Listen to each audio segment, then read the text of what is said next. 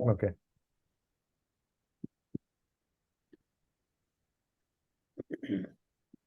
Another couple of, I think less than half a minute to go. Okay. I will start on time. If it's all Yeah, right. no issue. Yeah. You have to So start. the audience is all those who are here at present, or is it live streamed to YouTube or something? It would be live streamed, and it will also be available later on as a recording on the Gapio website. Okay. So many people where the timings are odd, they go in for a record session. Yeah. And it will be a live stream on YouTube, right? No. So Jitendra, are we streaming it live? I think we are not. No, sir. No.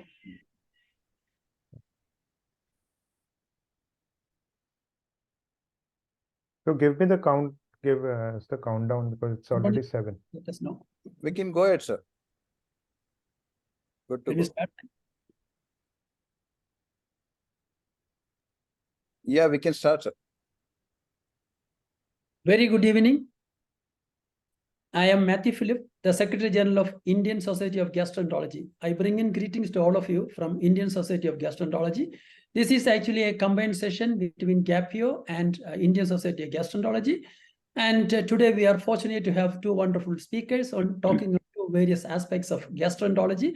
They are all basic topics. One is on constipation, another is on ABC of viral hepatitis. And we are having a wonderful and fantastic moderator, well-educated, well-experienced person, Dr. Professor Ashish Kumar, and he will be dealing with the introducing the topic as well as the speaker, and will commonly take up a question answer at the end of the session, both the lectures.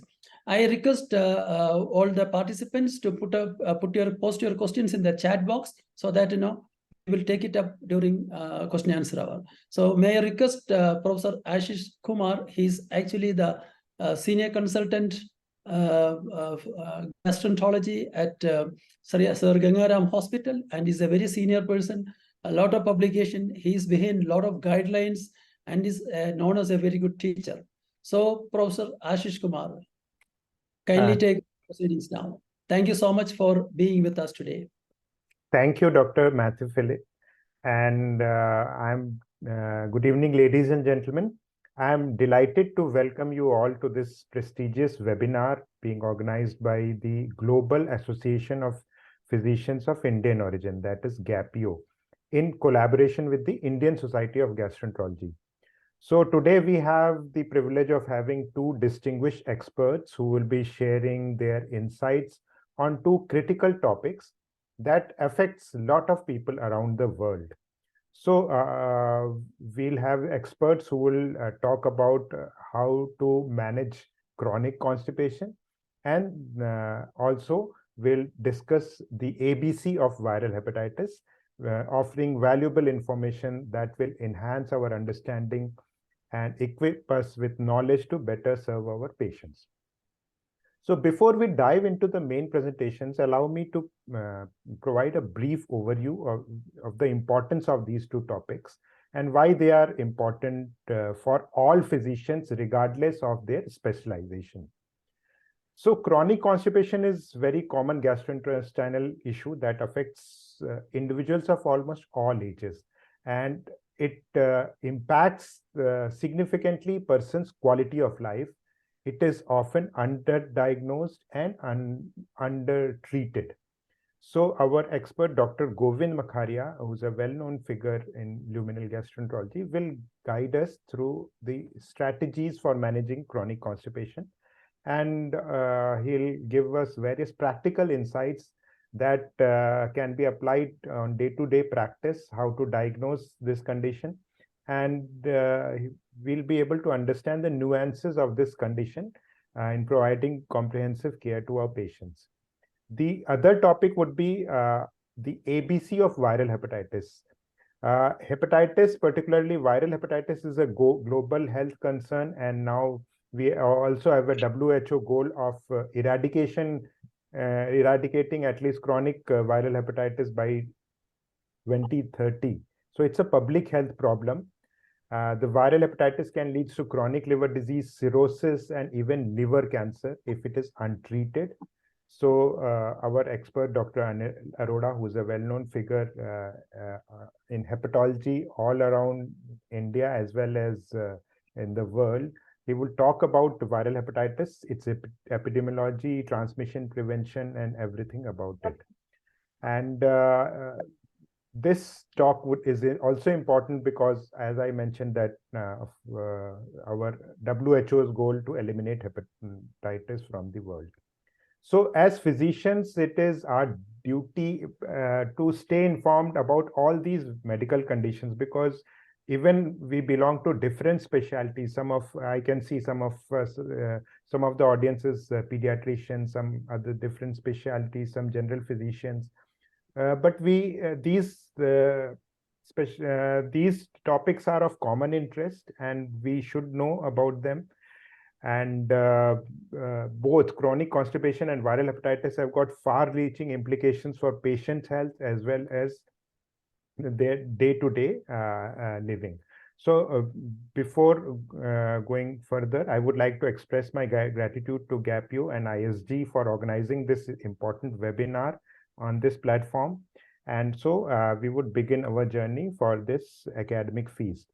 So although our flow of event was that first we would have covered the constipation topic, but I'm told that Dr. Govind Makharia is busy in another meeting, so he would be joining later. So first we'll do the viral hepatitis part. And for this, I would like to invite Professor Anil Arora.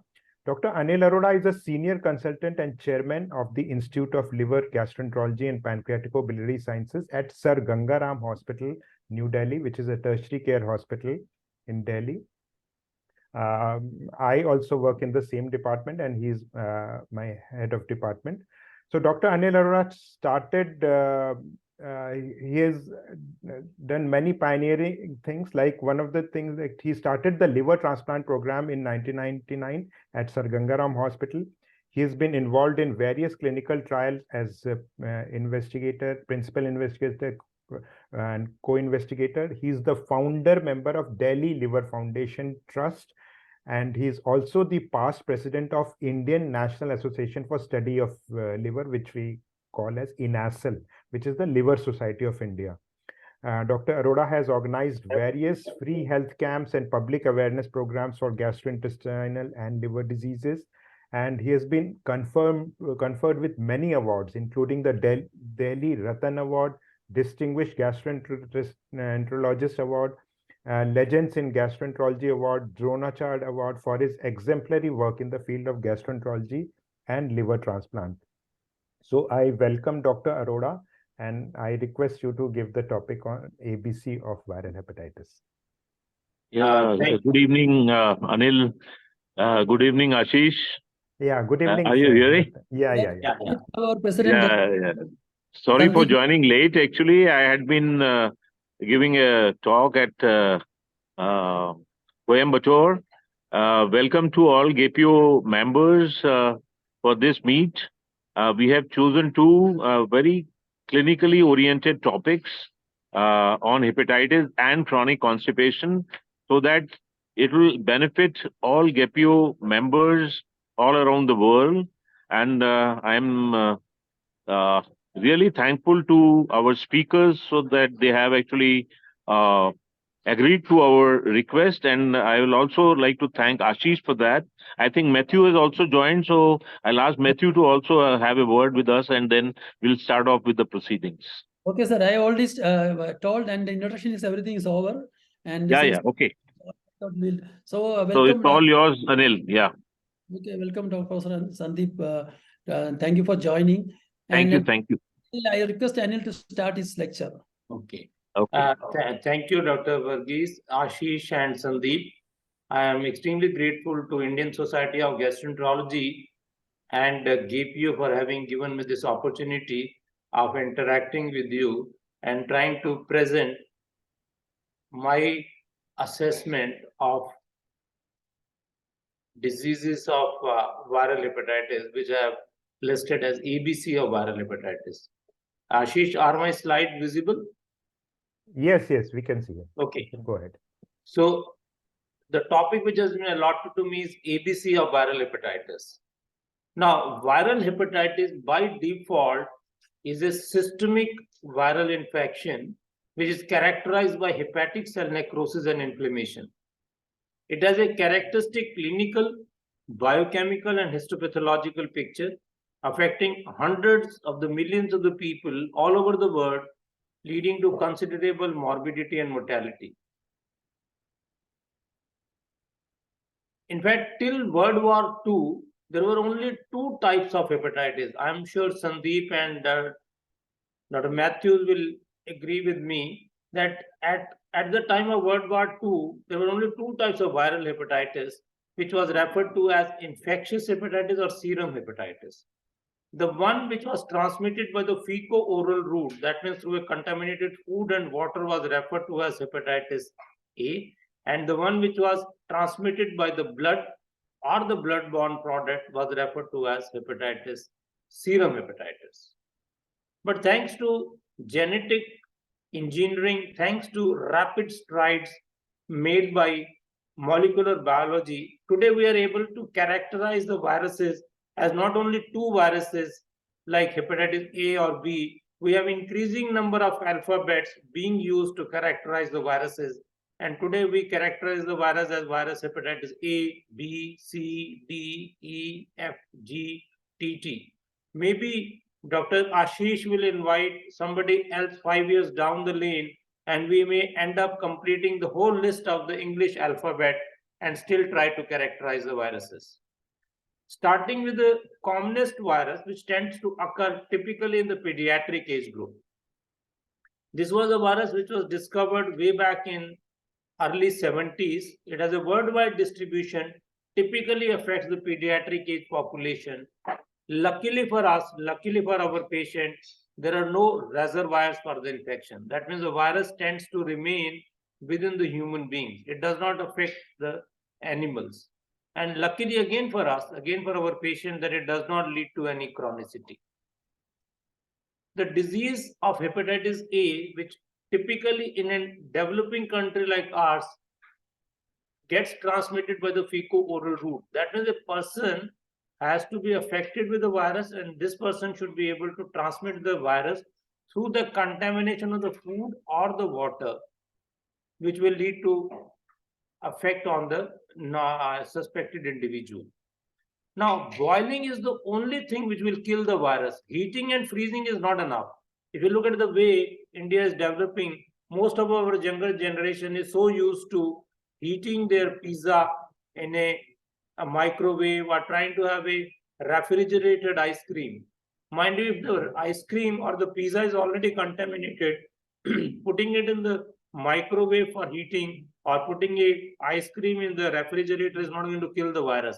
If you want to kill hepatitis A virus, the only thing you can do is you have to boil the food or boil the water. Fortunately for us, 80% of the illnesses in the pediatric age group have only minor illness. That means most of the patient, most of the children will not even remember they have been through this gamut of hepatitis. They would have non-specific symptoms which will be passed off as a intercurrent viral illness. But with increasing age, you are more likely to develop complication related to hepatitis A. Once you get hepatitis A in the childhood, you have a lifelong immunity. It will never recur again. Children up to the age of 1 year, that means infants, will not get hepatitis A ever because antibodies in the mother's breast milk are protective. So this is what I was trying to say. Up to the age of 1 year, you will have no hepatitis. And as the age is increasing, your chance of developing symptomatic infection is going up. Ashish, is my cursor visible? Yes, it is visible. As the age is increasing, you are more likely to have symptomatic infection. That is number one. Second concern of hepatitis A, which tends to occur with increasing ages, that as the age increases, the chance of developing jaundice and hepatitis A is more. The chance of developing acute symptoms is more, and chance of need for hospitalization is more. Moreover, if there is a death related to hepatitis A, it is to the tune of about 0.1%, which is equivalent to 1 in 1,000 patients developing fulminant hepatitis in the pediatric age group. But look at what happens if one of us as adults get hepatitis A. The risk of dying of hepatitis A is almost 200 times more in the adult population group. So what is the lesson? The lesson is, if you have to have hepatitis A, if God has to give hepatitis A, ask for it to have it in the childhood. Because with increasing age, you are more likely to develop complication of hepatitis A, resulting in more need for hospitalization, more symptomatic infection with jaundice, and higher chance of mortality. Diagnosis of hepatitis A is typically made by demonstration of IgM type of antibodies, which come within the blood within few weeks. And once the infection is over, you should have an IgG antibodies in the blood, which is against hepatitis A. Now, I think it is an important lesson for us, at least in India, that if you are sending your children outside to a professional college in which your kid has to stay in a hostel, please get an antibody against hepatitis A tested, because if your baby is not protected before going to a hostel, where the food and the water may not be as safe and good as you would see at home, your child, which is more than 20 years, if he goes to a professional college and comes down with jaundice, is more likely to come down with complication. So please, before you send your children out in a medical college or engineering college or any professional college, please see to it that your child is vaccinated for hepatitis A. How do we prevent hepatitis A? It is important that one should use clean chlorinated drinking water. Most important is education of the patient, because the only persistent source of infection is presence of the virus in the human excreta. If we are able to dispose of the excreta well in a hygienic manner, we will be able to prevent the spread of the infection. There should be scrutiny of the food handlers. There is no risk to attendants, and there is a good, safe, effective which is available recently and for a long period of time for hepatitis A. In fact, there are two types of preparations available for hepatitis A vaccination. Up to the age of 18 years, you can give a vaccine called Hepirix A in the doses of 720 international units, whereas in adults beyond the age of 19 years, in case your children who are going to study in professional colleges outside your protective environment of the home, you give them a Hepirix 1440 units, that is an adult dose of hepatitis A. Two doses are to be given at the same time at an interval of about 6 months each for a complete vaccination program. In fact, there is another vaccine which is available, which gives you a combination of hepatitis A and B in the same needle, same syringe, same time, and same place. This is called Twinirix vaccine, which is available both in Twinirix junior up to the age of 15 years and Twinirix adults. That means both hepatitis A and B can be given at the same time. Second virus, which gets transmitted with the fecal-oral route, is called hepatitis E virus. Now, all of us know that almost all major epidemics which have been reported all over the world, including the one from India, the last one was in Bombay, where the important stars of the Bollywood like Shah Rukh Khan and Mosni Chatterjee all came down with jaundice. It occurs because of the flooding and recession of the flood waters. The reason is we have a poor infrastructure in Indian continent. The pipes which are taking the water to the houses, as well as the drainages pipes which have been laid down quite a long time back, they get eroded and corroded over a period of time. And whenever there are heavy rains, there is a submerging of the huge amount of the water under the broken roads and the areas which have poor infrastructure. And because of the large amount of the intermixing of the water which is supplying the houses and the drainage from the sewer, they get mixed up, leading to large areas, colonies, and the streets and the districts affecting with the contaminated water, resulting in pandemics. In fact, almost all epidemics of hepatitis virus tend to occur because of the hepatitis E. Important thing to remember about hepatitis E, which was in fact one of the viruses which was discovered from Indian continent by Professor Kuru's group from Srinagar has an extremely high mortality in a pregnant women. Imagine a young girl getting recently married, gets pregnant, and unfortunately, because of the contamination of the water, comes down with jaundice.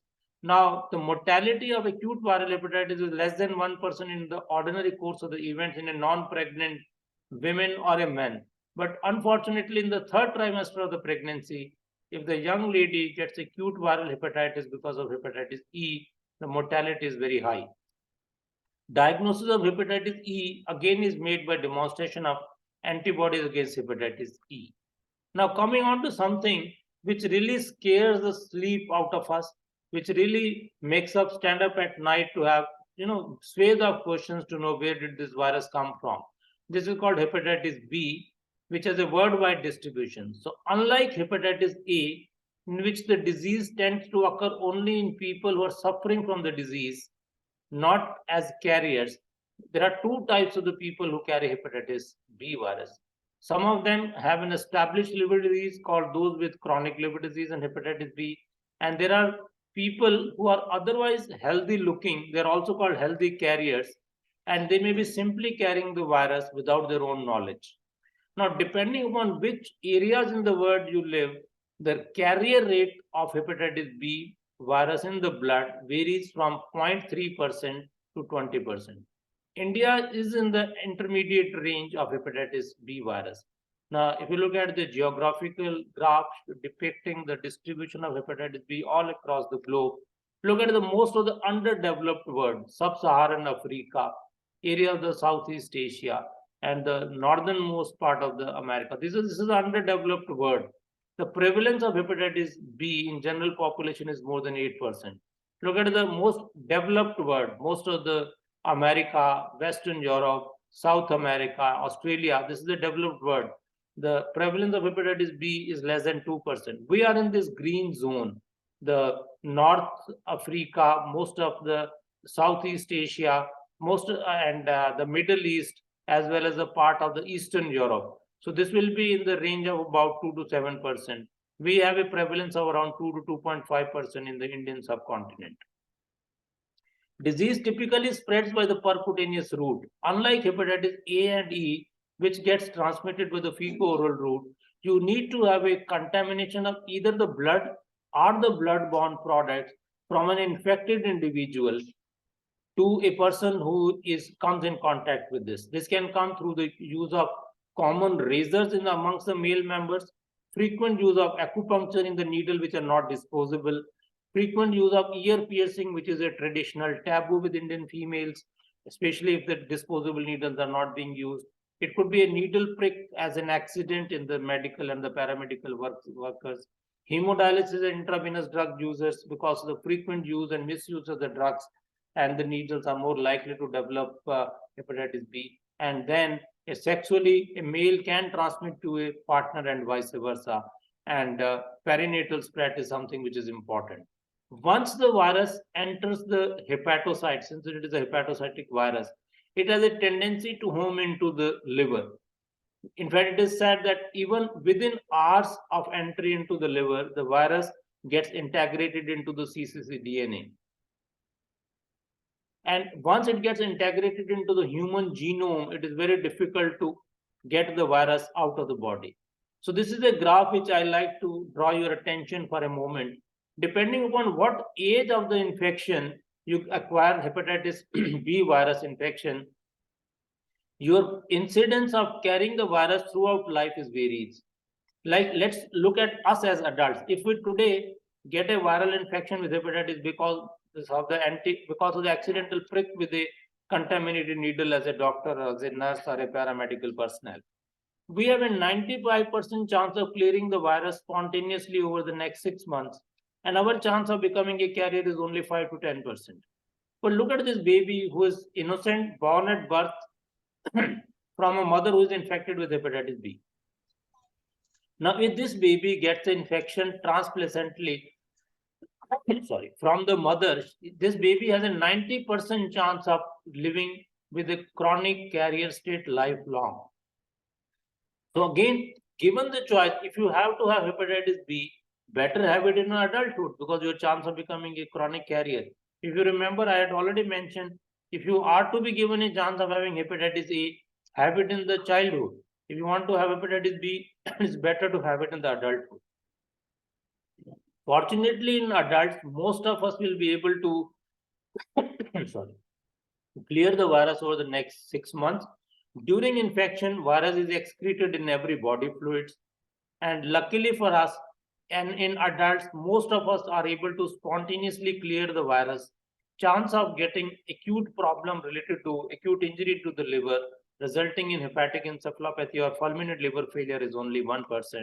But if you go into a stage of chronicity, that means if within 6 months you are not able to clear the virus, then you tend to develop this disease called chronic hepatitis, resulting in development of cirrhosis of the liver and hepatocellular carcinoma. With passage of the time, the virus gets eradicated and you tend to develop anti-hepatitis B virus antibody. This is how a chronic decompensated hepatitis B related cirrhosis looks like. The diagnosis of hepatitis B cannot be made on clinical grounds. The common symptoms of anorexia, nausea, vomiting, fever, etc. are common in almost all conditions. My appeal to all of you listening to this talk is that whenever you order a liver function test, please do not order a bilirubin alone. Also look for AT, SGOT and SGPT or AST, ALT. Because the bilirubin can be raised in so many other conditions. Whereas if you have ALT, AST of more than 1000, that is something which stamps the diagnosis of the acute viral hepatitis. Once you diagnose hepatitis B, you have to see whether the patient has a replicative virus or a non-replicative virus by doing an E antigen and HBV DNA. A number of drugs are available for hepatitis B, and depending upon what is the state of the disease, does the patient has a chronic hepatitis or an advanced liver disease, or if the ALT is elevated or DNA is elevated, you have to decide whether you treat the patient with hepatitis B or not. That is a problem which continues to be a part and parcel of the common debates in hepatology circle as to which patient of hepatitis B should be treated. Suffice to say that if the patient has a replicative virus and if the patient has raised SGOT, this is the patient who needs treatment. All patients with advanced chronic hepatitis B related liver disease need treatment. In fact, we published these guidelines with the help of support from Indian National Association for Study of the Liver Disease as to which patient need to be treated. So we have a very good drug available these days called tenofovir alafenamide.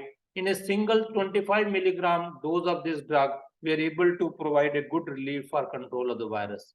In patients who are undergoing chemotherapy, please screen for hepatitis B and C, because during time of chemotherapies, this virus is likely to get reactivated. We also publish these guidelines in INSL to tell you and give you all guidelines for treatment of hepatitis B in patient undergoing chemotherapy. There are some group of the patient who may not require treatment. If the patient is less than 20 years of age, there is no elevation of ALT, currently available drug like TAF and tenofovir or entecavir do not seem to be effective. A word about the spread of the disease during delivery. This is called a materno-fetal axis. During childbirth, there is a large amount of intermixing of the maternal and the fetal blood. This is the time when the virus gets transmitted. And it is important that the pediatrician and obstetrician have to screen their pregnant mother for presence of hepatitis B. And once the baby is born, all possible efforts should be made to prevent the baby from acquiring infection. Because if there is a transmission of the infection from mother to the baby is likely to be chronically infected with hepatitis B lifelong, which I think is a crime. I think as doctors, we owe it to our pregnant women, as well as it is the role of both obstetrician and pediatrician to screen all pregnant women for hepatitis B. And if the mother is positive for hepatitis B, all efforts should be made to prevent the baby with injection of immunoglobulin against hepatitis B as well as the vaccination. We published these guidelines on management of liver disease in pregnancy, again in INSL, and this document is available for reference. So to conclude, in patient with hepatitis B, if the virus is replicating, patients should be treated, and all patients with hepatitis B should be monitored regularly for complication. Finally, coming to the final virus, which was discovered only in late 90s. Earlier, this virus was referred to as hepatitis non-A, non-B hepatitis. But subsequently in 1991, Kirion Corporation discovered this virus to be called hepatitis C. We in India have a prevalence of about 1% in the general population. So we have about 19 million carriers of hepatitis C in the blood. Unlike hepatitis B, hepatitis C is more likely to develop chronicity. As I said, only 5% of adults with hepatitis B will develop chronicity, whereas in hepatitis C, 50 to 80% will develop chronicity. So the simple lesson is once hepatitis C, for all practical purposes, it is hepatitis C always. So diagnosis is made by demonstration of IgG type of antibodies. Most of these patients do lead to chronicity. So unlike hepatitis B, every patient with hepatitis C needs treatment. The drugs which are available earlier were in the form of pegylated interferon, both conventional as well as the pegylated varieties. And we were happy that we are doing something. But thanks to better understanding of the biology of hepatitis C, today we are having a large number of the drugs. And over the last 8 years, we have been able to understand the biology of this virus as to how does it enter the hepatocyte, where does it replicate. And thanks to availability of this large number of the drugs called direct acting antiviral drugs, our success rate of treatment over the last 20 years has gone up to about 100%. So if you take this into consideration, this virus, which came into knowledge only in 1991, as Ashish very rightly said, that we are almost talking of eradication of this virus in 2030. I have never seen any disease in hepatology circles in which the diagnosis was made only about 20 years ago, and now we are even talking of eradication of the virus. And if you look at the data, the way virus has been eradicated across the different types of infections and the disease processes, you have an excellent success rate for treatment. So it is possible that we are moving towards one size fit all for type of therapy for hepatitis C. That means the moment you diagnose hepatitis C, you will be able to treat it. And that is a success what we are seeing in hepatology circles today. To sum up, ladies and gentlemen, viral hepatitis diagnosis and management has made rapid advances thanks to molecular biology and genetic engineering. 2 viruses are transmitted with the fecal route, and these include enterically transmitted viruses called hepatitis A and D. Parentally transmitted viruses are referred to as hepatitis B, hepatitis C, and a Delta virus, which is very uncommon in India. The diagnosis of hepatitis A, B, C, D is not made by astute clinician, but it is made by a quick serological diagnosis, which is simple, easily available. Hepatitis A has a poor outcome in adults. As I said, it has a much higher mortality and need for admission. Hepatitis E has a poor outcome in pregnant women, and pregnant women should take extra care of not eating out, especially the contaminated food. Fortunately for us, only 1% of the patient with acute viral hepatitis will go on to develop fulminant hepatic failure. In general, acute viral hepatitis needs only supportive treatment. Treatment of hepatitis C has become extremely simple and easy because of the availability of direct acting antiviral drugs. Treatment of chronic hepatitis B is still contentious, but we have excellent drug in the form of TAF. The reason it is difficult to eradicate is, as I have explained in the biology of hepatitis B, that virus tends to get integrated into the human genome and hence cannot be eradicated. Prevention is the best way of cure. So drinking a clean chlorinated water, trying to have a boiled food or a boiled, and if you avoid the outside street food, you may be able to prevent all fecal infection. And fortunately for us, we have effective, safe, cheap vaccination available for hepatitis A, hepatitis B, and recently hepatitis E vaccination is also coming into market. With that, I'll stop sharing my screen and hand it over back to the organizers. Thank you, Dr. Arora. I think it was a very well organized lecture on ABC of hepatitis, and you've covered, I think, everything very well. So there are lots of questions which have come on chat box, but I think I think we'll take it at the last. At the end. So Yeah. and I can see Dr. Govind Makharia Govind has joined. joined. Yeah. Yeah. Cool. So welcome, Dr. Govind. And as I mentioned earlier, that he would be talking about chronic constipation. So let me welcome and introduce Dr. Govind Makharia. Dr. Govind Makharia is a professor of gastroenterology and human nutrition at the AIIMS, New Delhi. He had completed his DM in gastroenterology from PGIM Chandigarh in 1997, and he has trained more than 80 to 100 gastroenterology fellows and PhD students. Dr. Govind Makharia has published close to 300 research articles in the international journals and 40-50 chapters in various books and handbooks. And he has special interest on celiac disease. So he's published a handbook on celiac disease.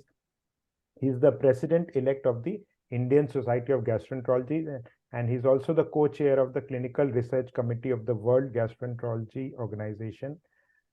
He has successfully organized young clinician program for past 11 to 12 years, which has involved more than 1,000 GI trainee fellows, and also the first Train the Trainers program in 2019 on behalf of ISG. And he has been conferred with lots of awards, including BMJ Southeast Asia Award, Alchem Om Prakash Memorial Award, SR Naik Memorial Award, AIIMS Excellence Award for Best Publication. So there are lots of awards, and it will take a lot of time to enumerate these. So I will now hand over to Dr. Govind Makharia, who will be talking about managing chronic constipation. Over to you, Dr. Govind. Thank you, Dr. Assis, for a very kind introduction. Thank you, Dr. Jain, Dr. Malik, Dr. Lijhawan, and Dr. Matthew Philip for a kind invitation. And it's my pleasure to join on this meeting, which is a global meeting, and I'm happy to participate here. As Dr. Arora said, that we have been in Dimapur for other meeting, and we are speaking from there. So coming to, as we have a wonderful talk on acute hepatitis and by Dr. Arvind Arora, quite learning points. But looking at another common problem which all of us face every day, that's chronic constipation. And how do you approach a patient, and then how do you treat them? So I'll put forward to you 3 case scenarios. And one case scenario is a patient having chronic constipation for the last 3 years, which is a common problem. Passes stool every day, had abdominal pain, which gets better with passage of stool, and he remains well for a few months, but symptom will recur again. He also about sensation. This is one group of patients. The second group is a young girl who want to become a doctor, but suffers from constipation for the last 10 years. She passes stool every 7 to 10 days. Every 7 to 10 days. She had no urge to pass stool, and because she doesn't pass stool, she has pain in the abdomen. So what is this constipation due to? And let's take one more example. Again, this is 46 years old male, symptomatic for a long time, long 15 years. He passes 2 to 3 stool per day, but feel that his stool is not completely evacuated. He has to strain a lot, and despite the passage stool, he has persistent desire to pass stool. He has a heaviness in the abdomen and in perineum, and sometimes he has to use his finger to evacuate stool. So what are these 3 scenarios? Are they same disease or they're different disease? And if they're different, then how do you characterize them and how do you solve them?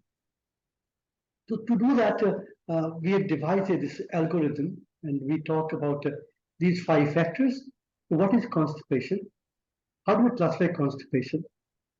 Then know the patient and patient factors, map the disease, and treat and optimize. So there are 5 steps. We'll go each step one by one. First, we define constipation if somebody has a less than 3 stools per week. Less than 3 per week is a textbook definition of constipation. So, but our patient, a lot of patients will come to us and say that they define constipation in their own way. And what are these ways? They would say that I pass hard stool, or my stool volume is not large, I pass only small volume stool. The other person will say that I don't pass motion every day. The other person will say that I don't pass in the morning, so I have to go in the daytime. So I'm worried about it. Some will say my stools I pass every day, but they're incomplete. Or a lot of patients have limited word vocabulary, and therefore they say anything in the abdomen, any discomfort, pain, they would define any abdominal discomfort, wellness as constipation. So patient will describe these manifestations as constipation. So how do we resolve this? And and by these definition, they diagnose themselves as this, what we call as a self-diagnosed constipation. With these symptoms, they come to us. So if you look at data that of our country, that almost half of people, if you ask them, they will say they are constipated. And this study done by Dr. Uday Ghosal some time back, and almost every person of them will say that I'm constipated. But if you look at the data, if you use Rome 3 criteria, that only 1/3 of them have a typical definition of constipation. Others are just say constipation, but there's no constipation. So therefore, what we call them as a perceived constipation, they're not true constipation, but they're called perceived constipation. So question comes, how do we know that what is perceived and what is a true constipation? So we have two definitions. One is a symptom complex and stool characteristics. And these 2 points are very important. Coming first to symptom complex. And this is again defined by Rowe, that of these 6 symptoms, they must be there for at least 3 months and in the last 6 months. So look at what these symptoms like. Less than 3 bowel movement per day or per week, has to strain, passes lumpy or hard stool, have a sense of incomplete evacuation, has sense of blockage in the anal canal, and also they might have to use finger to take the stool out. So if someone has any of those two symptoms, they are classical chronic constipation. Any of the two, less than 3, straining, lumpy stool, sense of incomplete evacuation, or manual evacuation. So this is a definition of a true constipation. And the other important thing, to look at the stool characteristics. And I believe this is an extremely important point, that we saw this called Bristol stool chart. And on this chart, there are different forms of stool which we pass. Type 3 and type 4 are generally normal type stool. Type 5, 6, 7 are diarrhea type stool, and type 1, 2 is a constipating stool. And why this chart is important? That type 1 and type 2 and type 1, so just the stool has stayed longer in the colon. Therefore, the colon has absorbed water from this stool, and therefore they become more dry, and therefore the surface becomes cracky, and this is dry stool. And if they become too dry, they break into small pieces. So this means the content are staying longer in the GI tract, and therefore they become, so this is a typical constipation. Type 1, type 2, typical constipation. Type 5, 6, 7, typical diarrhea. And type 3, 4 are generally normal stool. So this point is very important. If somebody says I'm chronic constipation, and I always show this chart to them to tell us which type do we to stool pass. Then we decide this is constipation or diarrhea. A lot of people will come, I pass this stool, type 6, and they would say, I'm constipated. So this is not constipation, this is diarrhea. So as I said, perceived constipation is very common. Every second person will feel I'm constipated, but they are not true constipation if they don't fulfill that criteria. And in this group of patients, there's no test required, no investigation required. Just treat them with a little more fiber in the diet to increase diet. Most important, educate about this physiology and reassure them. Increase diet or increase fiber in terms of fruits or vegetables if they can afford. or add fiber from outside, like a isabgol husk, or also ask them utilize gastrocolonic reflex. It means request them to go to washroom after meals, and this will solve majority of problems. So by this maneuver, without doing any testing, if we understand, perceived constipation can be treated without any investigation or just simple measures. No drug required for this. Now coming to true constipation. True constipation are of two types. It's called functional, which is majority are functional. Of 100 people, if they have true constipation, 80 are functional and 20 are organic. Among functional constipation, again, there are three subtypes, which is normal transit constipation. And typical example is IBS, the normal transit constipation. We have slow transit constipation, and we have pelvic floor dyssynergy. And there could be overlap between these three of them. And mechanical, we all know that tuberculosis, cancers, drugs, systemic diseases like Parkinson's disease or stroke or bed-bound fractures can lead to organic type of constipation. So constipation two types, functional, three subtypes, normal transit, slow transit, and pelvic floor. And they are majority of the cause of constipation. So let's understand why there is constipation. So if normal physiology will happen, the rest time, the rectum, the stool will come to rectum, and stool stays here, stool accumulate, and as the patients fall on for habit, they go to washroom. And what happens? The three things happens that this angle, this is rectum, this anal canal, rectum anal canal. So there's an angle here. This angle is formed by puborectus muscle. Right? So three things will happen. Rectum will contract, put a push force. This muscle will relax. Therefore, the angle between rectum and anal opens up to become a straight tube, and also the anal sphincter opens up. They relax. But by these three maneuvers, the stool come out, and the patient has complete evacuation. So this is normal physiology. Now going to the organ, for example, and this evacuation is required a strong anorectal coordination. And if there's a lack of anorectal coordination because of many regions, then there could be a problem. For example, stool has come to the rectum, and now this person has anorectal incoordination. What will happen? Some stool will come, but rest of the stool will not pass. And therefore, this person will have what? If they don't pass stool, the stool will stay here, become hard and dry. They will have to strain a lot. They will have, because the rectum has a stool, they have a persistent desire to pass stool, and they might put your finger inside to take the stool out. So this is a features, this is one type of constipation, that if they have a anorectal incoordination, the symptom could be dry stool, straining, persistent urge, or evacuation. There's other subtype that in the colon, there's no force. There's a colonic aperistalsis because of myopathy or neuropathy.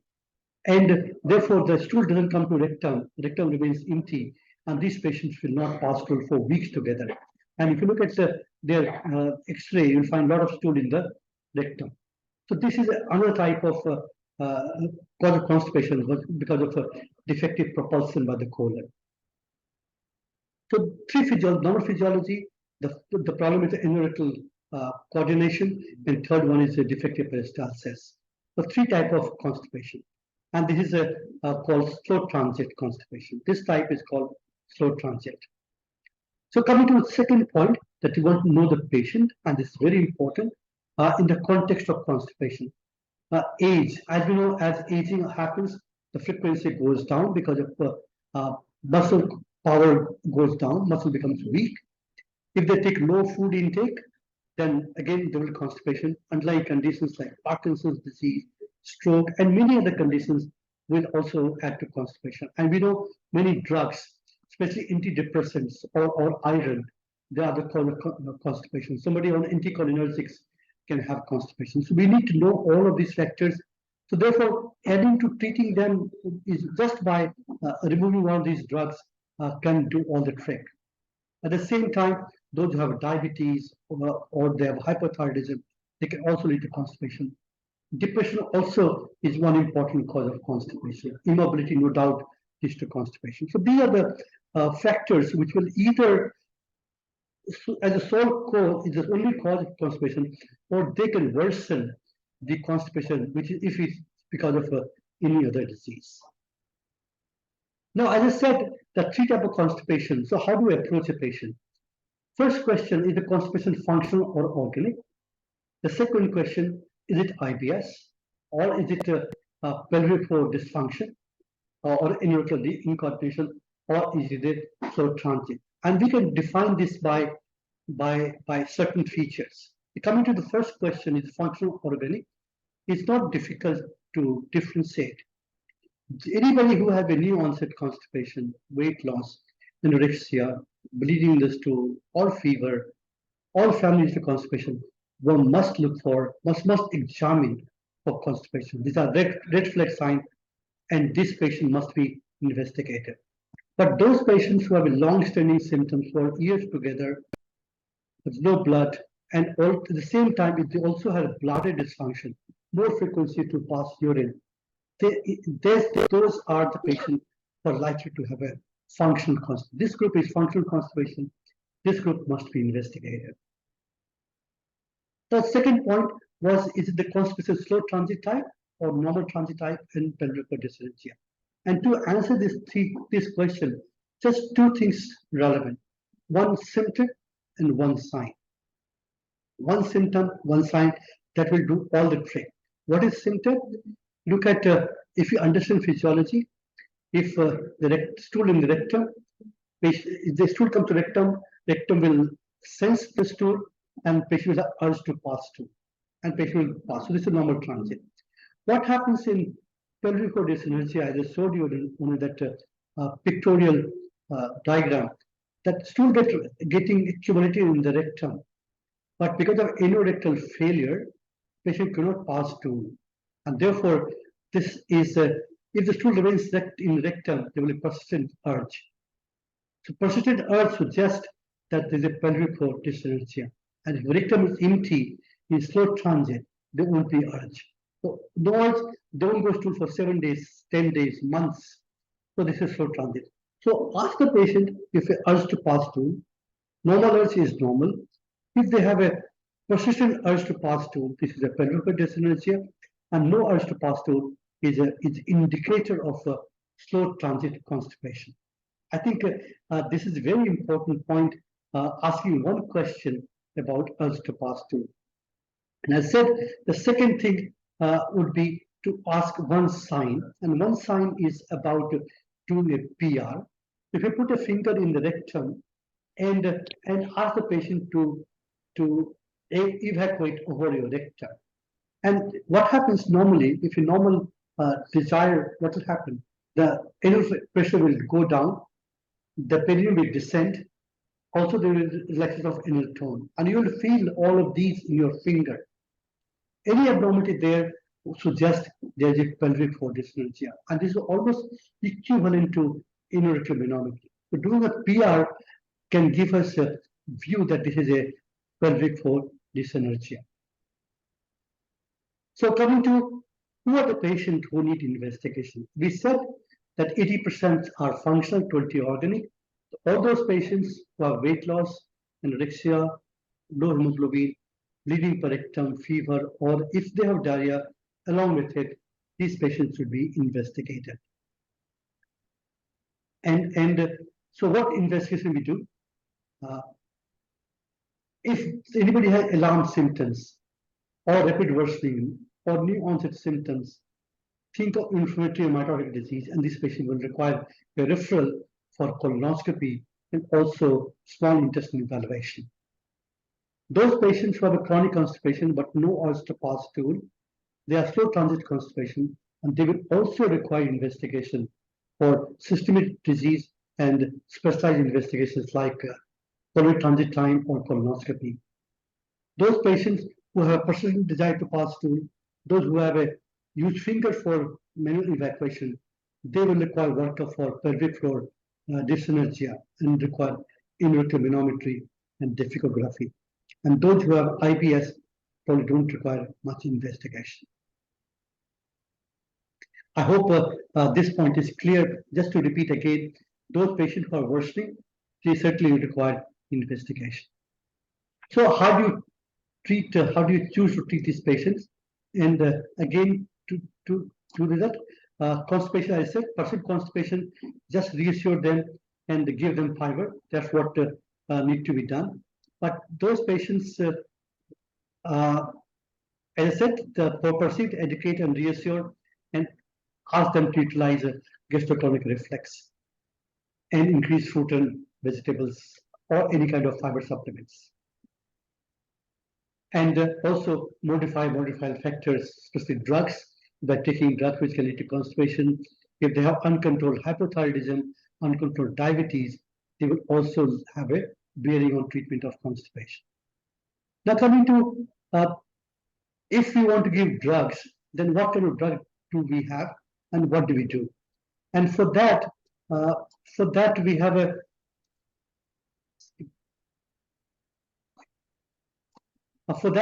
a fourth principle of treating constipation. The principle number one, that for good bowel evacuation, one need to have patent GI tract. If there is stricture anywhere, the stool will not pass because of the obstruction to the flow of the stool. Therefore, patent tract is important, and most of the time, tract is patent. So there's no drug required for this. Second principle is appropriate stool must not be dry, should have an adequate amount of water. There should be good intestinal peristalsis, and also the defecating apparatus, the anorectal functions would be good. So all four are required for a good bowel movement. So coming to what to do, suppose stool is becoming dry, how do you increase stool bulk or water content of stool? And for that, we have bulking agents, we have hypersmolar drugs, we have other drugs for constipation. So coming to the fibers are available in various forms, starting from normal fiber like using isabgol husk, which is commonly used, or methyl cellulose. Any of it can be used for constipation. This is the first line treatment. But I want to highlight one point out here that Indian patients, Indian diet is high in fiber food. And therefore, we all take a lot of vegetables and fibers. Indian diet is high in fibers. So adding fiber does not add to treatment of constipation. In fact, it can lead to more pain. So if somebody has a low fiber, in those cases, those taking low dietary fiber, one can add a fiber diet, otherwise fiber is not required. Other drugs, including lactulose or polyethylene glycol, I think all of us use, they are great drugs for use in practice. Other drugs like mineral oil we don't use now, and sometimes enemas again only for advanced or difficult patients. The second principle is how do we increase water in the stool, and that would water in the colon. Therefore, the stool becomes more watery, or not watery, in sense becomes less dry. The two way can be done. That we all know that the colon absorbs water from the colonic content. So inhibit water absorption or add water in the colonic lumen. Certainly, we cannot add water from outside. So therefore, we use this principle by some drugs that these things happens. And we have a number of drugs. We all know GI tract have multiple receptors and channels. And one of the important channel is chloride ion channel. And this and CFTR, this channel put water from the cell to the lumen, and therefore the stool becomes less dry, and which helps in passage of the stool. And the drug which is available in our country is lubiprostone, which can be used in patients with constipation. And then in functional constipation, you go 24 microgram twice a day, and IBS constipation type is 8 microgram twice a day. So this is not a good drug for this purpose. The second principle is increasing intestinal motility. So somehow we can increase the motility of intestine. Again, we have a number of drugs. Bisacodil, very old drug, but still effective. Sodium picosulfate is again great drug, and prochloropride. Others are still not available in our country. So prochloropride. So these three drugs can be used for increasing the colonic motility. And the last principle is if we don't have an endorectal coordination, there's no drug for that, and this will require biofeedback. And biofeedback is very effective. Almost 70% of patients will improve with biofeedback. The time will not allow me to go in detail for biofeedback, but if you find somebody has a chronic constipation, they have to strain a lot, they have to pass stool multiple times, and if they use finger to remove the stool, this patient might be referred to a specialized center for workup and for biofeedback therapy. So which drug is the best? We have a lot of drugs. There's no head-to-head comparison, but in general, the first-line drugs like fibers, polyphenol glycol, lactulose, all are most wonderful drug compared to a newer drug. So these drugs have a best efficacy this point of time. And in a systematic review, again, the chronic stimulants like sodium sulfate is the most effective treatment for constipation. We still don't have base drug because we have to have a targeted drugs, but we don't have this point of time. Now, come to putting everything into perspective. Somebody has chronic constipation, we call it functional constipation. If it's functional, use fibers, polyphenol glycol, or liquid paraffin. If they don't improve, maybe add the fiber with polyphenol glycol or fiber with liquid paraffin. If they don't improve, you add bisacodyl or sodium sulfate, or might use prochloropride. Meaning that if patient don't improve with one drug, maybe add another drug from this group.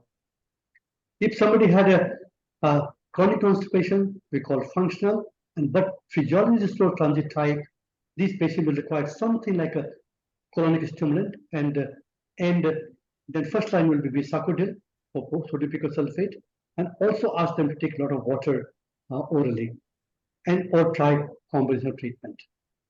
If they don't improve, then pyridostigmine is one drug. But again, I must warn, this drug must be used with a lot of caution because this drug has a lot of side effects.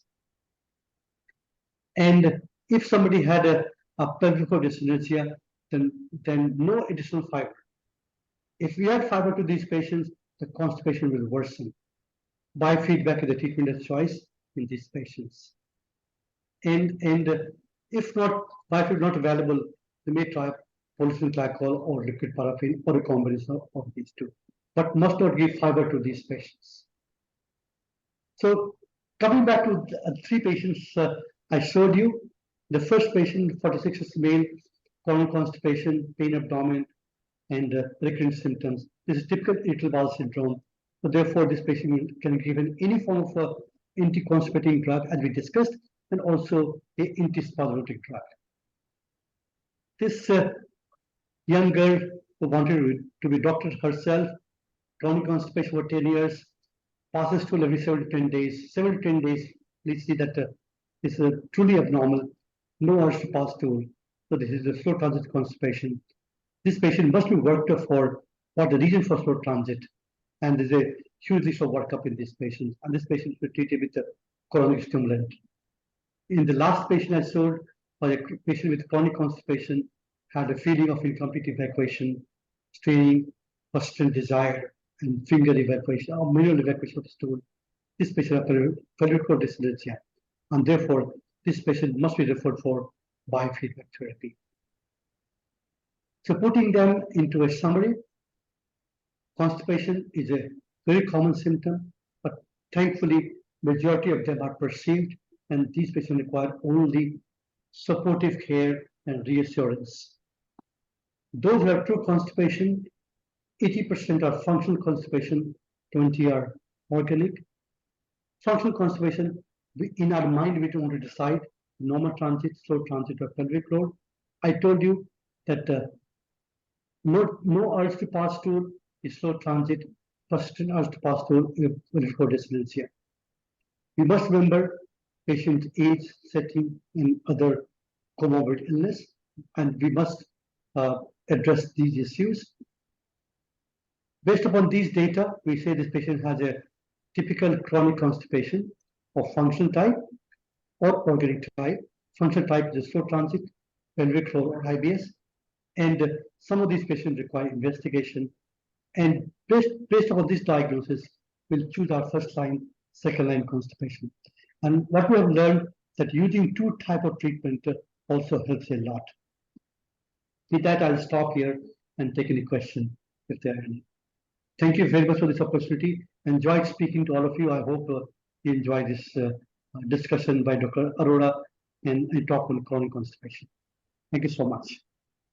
Thank you, Thank you, Govind. It Doctor. was an excellent practical talk you gave, because it's such a common problem that every physician faces such problem in their clinic, and it was actually a practice oriented, so that what are the practical issues in these patients and how to actually simply with the question answers with the patients you can actually diagnose them. So thank you very much. And Dr. Ashish, can we go Yeah. over to the questions from the chat Questions. box? Yeah, sure. So we have got Sure. lots of questions in the chat box. So I'll begin with Dr. Arora. So before I go over to questions from the chat box, I myself have a question. So what advice would you give to a patient who comes with acute viral hepatitis regarding the diet? Most of the time we see that patients are advised strict bed rest and strict boiled diet and bland diet and not to eat anything. So what advice would you give to patients of acute viral hepatitis? I think, Ashish, that is a very relevant question, especially when it caters to the general physicians and the treating general practitioners. The first and foremost symptom of any active inflammation in the liver is poor appetite, nausea, vomiting, and retching. So in case the patient feels like eating anything, so far as it is cooked at home, so far as it is clean, nothing is prohibited. The very fact that the patient asks for it, that means this is the guy who is improving. So there is absolutely no need of restricting any kind of diet. So far as you can assure that it is cooked at home, it is not stale, it is not bought from outside. And these myths about avoiding yellow stuff like haldi or yellow colored vegetables or yellow spices, that is all myth. It has no scientific basis. I think there is absolutely no need for restriction of any kind of diet, especially if the patient wants to ask for it. If the patient doesn't want to eat and has a persistent nausea and retching, that means there is ongoing necrosis, and one has to be really worried that this patient may be having persistent hepatic necrosis because of inflammation. So this is a subgroup of the patient in which you may have to go in for things like doing a prothrombin time and assess the severity of the disease. Otherwise, I will never restrict my diet. About exercise? Exercise is something, you see, if you are having jaundice and if you are feeling weak, I'll never advise an exercise. The only true treatment of acute viral hepatitis are bed rest and good diet. So there is no need of hurrying up with the exercise. Exercise is something which is meant to increase your health. But this is the time when you are down with an important inflammation of a very major organ called liver. So I'll never hurry up in diet. Sandeep, the reason I think you're asking this question is, if you remember when we were studying together, there was one trial of RCT published by army personnel that there was an RCT saying that even if you run during viral hepatitis, nothing happens. But science, if you look at the science and the basics of understanding, I'll never advise my patient to do exercise. This is which is something which is needed. You can always wait for the exercise to come over. Let the liver, the major organ, recover first. Yeah. Okay. Dr. Govind, can I ask you a question? So many times these patients come who are taking Ayurvedic drugs, for example, Pet Safak, Ayam Churn, there are hundreds of preparations. So are these safe to use? What would be your advice on some patient comes with constipation and he's using one of these Ayurvedic preparations? I think this is a very relevant question, but I don't think I have a great answer to this. My personal feeling would be that people are so constipation is a chronic problem. Just first to see that does they really constipation, and if they're taking some kind of Ayurvedic treatment, how do you stop it? And how do you ask them not to take it? You can give them advice after the patient's choice. that you want to take Ayurvedic medicine or your medicine, I won't ask them to stop, but I can certainly tell them, you don't need them, why do you take it? And if you work with fibers only, then why you take something called stimulant? Because usually colic stimulant also has a certain amount of side effects. That's how I would advise. I don't think I have a very different answer, and a lot of patients ask this question, but I don't feel that I should advise don't take Kayam Churn or one of those. Unless we know that these patients, if you advise to give them fiber, you are going to give them all along, lifelong, because constipation is a kind of lifestyle. And just by educating them, if they don't have a lot of patients said that they come with a pass stool every day, but I don't pass small amount of stool. Train them. I mean, I try to counsel them that don't worry, this is your normal habit, nothing to worry about it. Okay. Anil, what is the role of antiviral treatment in acute hepatitis? Yeah, you see, in acute hepatitis A, acute hepatitis E, E for elephant, A for apple, these are all self-limiting illnesses. You do not require any antiviral therapy. Most of the acute hepatitis C is destined to become chronic, and hence almost all with acute hepatitis C, which is pretty uncommon otherwise also, will require antiviral therapy. The problem lies in acute hepatitis B. Over there also, there is a good data to show that majority of those who are so-called having acute hepatitis B may be having a reactivation of hepatitis B rather than a true acquisition of the recently acquired virgin new hepatitis B virus. So if there is a way of documenting that this is an acute hepatitis B and not a reactivation, then there is a chance of withholding the antiviral therapy. But the data from ILBS and other centers have shown that 80% of those patients which are diagnosed to be having acute hepatitis B have an underlying chronic hepatitis B which was lying incipient and in a dormant form, and for different varied reasons have suddenly become activated. So they need antiviral therapy. So if you have telltale evidence and documentation that this is acute B, you can withhold the therapy. Okay. So there's another question. Do you need to check anti-HBs after the recovery of acute HBV infection? And if negative, should we vaccinate? So what would be your advice after a patient has recovered from acute hepatitis B? If it is Ashish, again, if it is an acute hepatitis B, the reason you recover is because you have anti-HBs antibody. Otherwise, you will not recover. It is a documentation that the virus has taken care of your cell within the hepatocytes. The virus has been taken care of well. The problem comes in patient who had reactivation, had an acute flare, and then they settle down.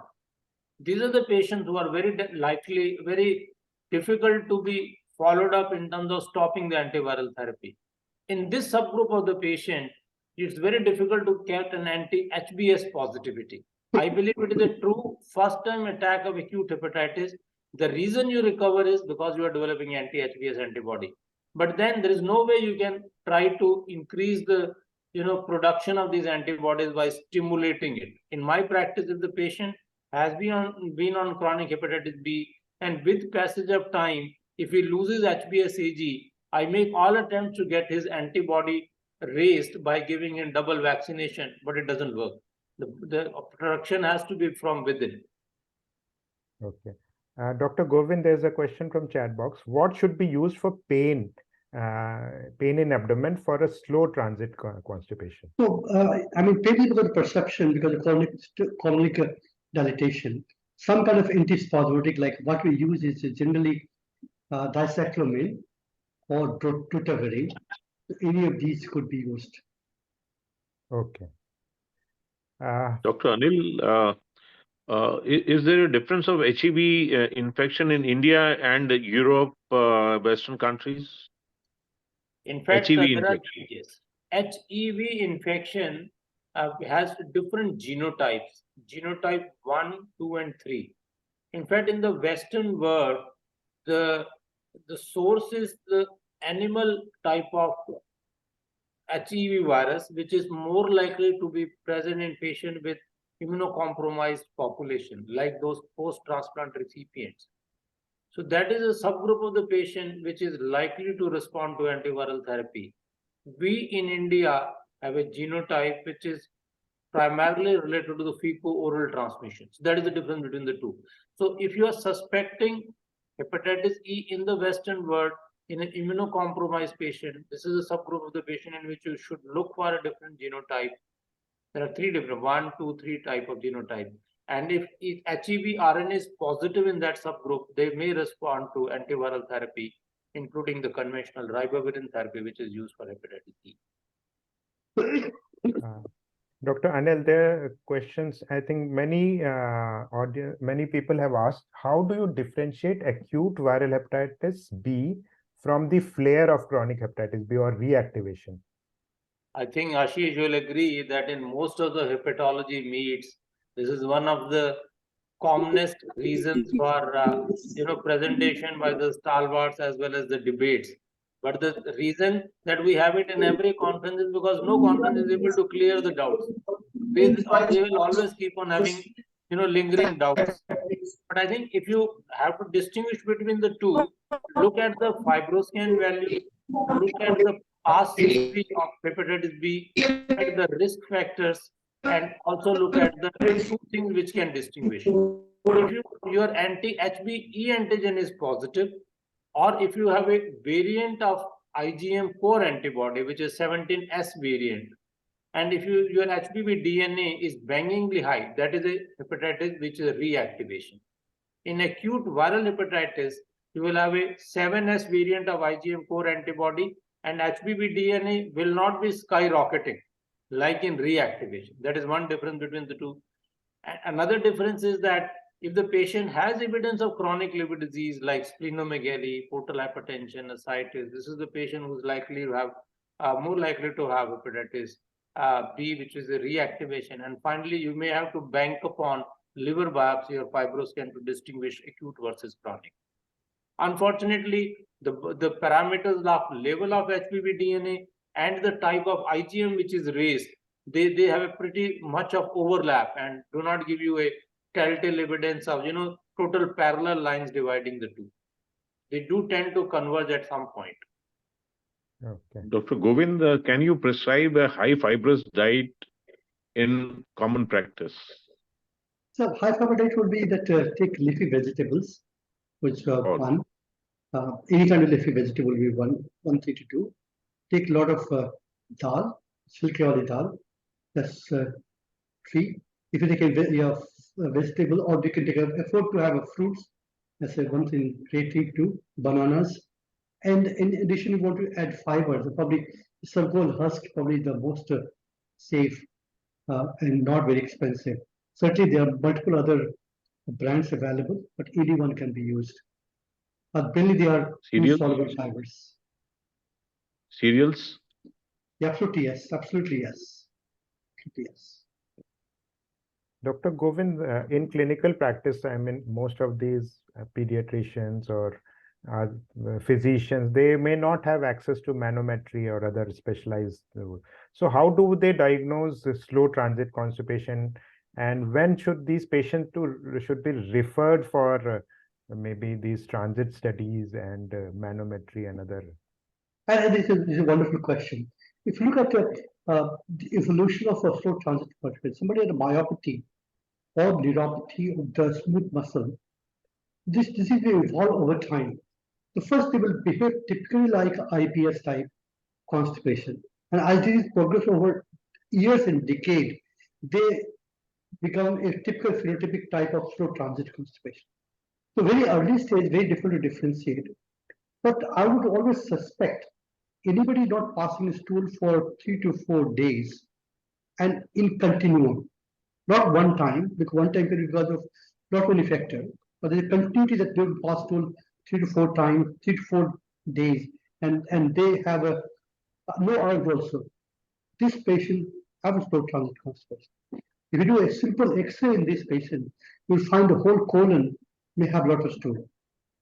And please remember, when you treat this patient now, if you don't treat them now effectively by colonic stimulant, what happens? These stool which stay in the colon, they become further dry, they become stones or fecaliths, and the fecaliths will behave like a tumor. So a fecalith has a separate colon, will behave like a tumor and will not allow further stool to pass from the descending colon. And therefore, stool keep accumulating over years and the colon become dilated, right? At this point in time, you can't do anything because how do you clean this colon, right? Therefore, recognizing these patients early on is very important. And this way we learned, and these patients we always give pig fibers because we give a pig-like type of preparation, pulsing glycol, so that give push force like a sweeping. So give them a large volume of pulsing glycol so that they push the stool out to the colon, right? And early on is important. So somebody doesn't pass stool or have a less frequent stool and no urge must suspect for transit.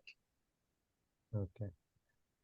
Dr. Arora, so what would be your advice? This is a question from chat box. If a patient comes with chronic hepatitis B, what would be your advice for his spouse? So can he contact, and should the wife be vaccinated? And what would be advice? This is a common question. That's right. That is a relevant question, Ashish. Any member in the family, it is for he or she is positive of hepatitis B, my advice will be all family members, irrespective of their relation, should be screened for both hepatitis B antigen as well as anti-hepatitis B antibody. It serves two purposes. First of all, there may be a common vertical transmission from the parents to the sibling, and secondly, there may be horizontal transmission amongst the sibling, or there may be a sexual transmission from spouse, from one spouse to another. So if you are already infected with hepatitis B, then you are on the same line as the index patient. In case you have antibody against hepatitis B, which is positive at a level of more than 10, then that is the time you are protected. If antibody is negative, you should get vaccinated. So a two simple test on all family members living in the same house should serve the purpose. If you are positive, then you get screened and get treated on the line of hepatitis B. If you are negative, get a vaccination done.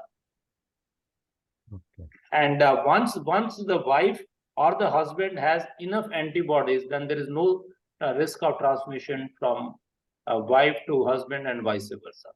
But if you are not protected, you take vaccination, which will be taking at least 6 months to develop antibodies. Till then, you can use the contraceptive measures or the physical barriers to prevent the infection. And this infection also tends to occur more if there is a physical trauma, which cannot be anticipated, which cannot be spiked just because of the simple normal and sexual interaction. So that is the reason if you can give a 6 months of washing off period for development of antibodies, it will be a safe proposition. Ashish can request we'll have to go. Yeah. We'll bind up. Dr. Sushil, how much time we have left? So we'll have to go, sir, because Actually, we Yeah, have yeah, overshot the time. And the topic and we have overshoot the time topics also. were very interesting. Yeah. So the question answer session would go on for long. But I think in the interest of everybody else, I think we should conclude the session. Yeah, we can answer all the queries. I think refer to us. Yes. Sure. Yeah, I think Anil, Govind, Ashish, you were excellent actually. Excellent moderation by Ashish. And Anil, Govind, both are stalwarts in their field. The very common topic, making simplest, that is the art you have. So thanks to you, all three of you. Thank you very much. Thank you. Ashish, now you conclude now from our side, and Dr. Sushil will give the final word. Yeah, thank you, Dr. Arora and Dr. Govind, for covering both the topics so well and also answering so many questions. There are lots of questions. You can, I think, we can keep this chat box on so that you can answer these questions. But due to shortage of time, we'll have to conclude here. And I, on behalf of myself as well as ISG, I would like to thank this organization JPO for giving us an opportunity to talk about these common problems in gastroenterology. So I would hand over back to Dr. Sushil for the concluding comments. Thank you, Professor Ashish, and thank you. Absolutely lucid presentations on a on very common topics, day-to-day importance, and very well explained, including the practical aspect of diagnosis and treatment. It really went off very well. And this question and answer session, as you said, can go on for maybe another hour or so. But in the interest of time, we'll have to conclude the session. So I take this opportunity to thank you, ISG, all the speakers, and the technical team behind the scenes and organizing and conducting this session so well. Thank you, everyone, and we'll look forward for further sessions. Thank you. I must Thank thank you. Sandeep Thank you for very much. taking. Sandeep, thank you very much for taking this initiative. I think it was a good platform. I learned a lot from Govind, and I think we should be continuing this activity. Thanks. Hats off to you. We would love to answer Thank all you. the queries. Yeah, if they are referred to us, it will be a pleasure Yes. for us to answer them. Sure. Thank you. Thank you. Thank And you. goodbye. Thank you. Okay. Bye-bye. Thank you. Yeah. God bless you.